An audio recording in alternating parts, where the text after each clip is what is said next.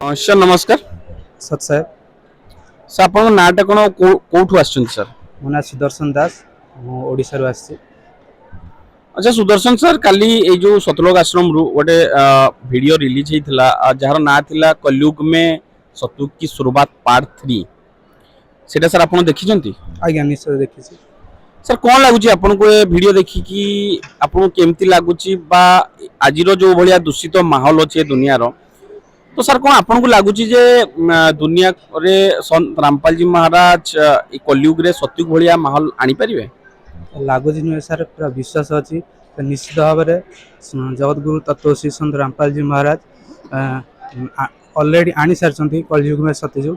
कारण तांकर कर्म ही दर्शाऊँगी जे जमती भाव में से अन्नपूर्णा मुहिम चलती माने गरीब लोक मान शिक्षा चिकित्सा घर आउ पाठपढ़ा छोट छोट पिला स्कूल जावाक जो सब उपकरण देउछंती आ निश्चित भाव में गोटे प्रशंसनीय कार्य।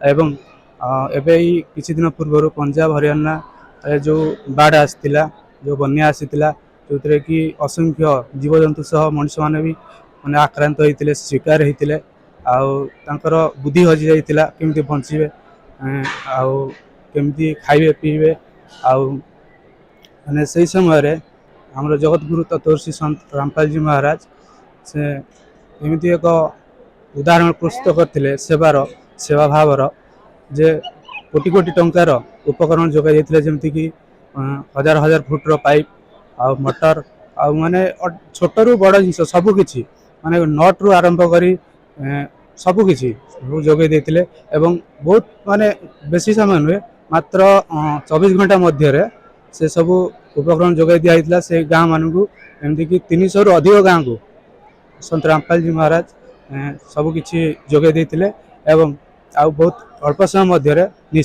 पानी निष्कासित हो जाता।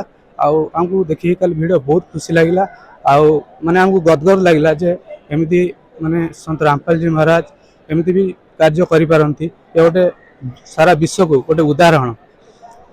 धन्यवाद सर। सत्य।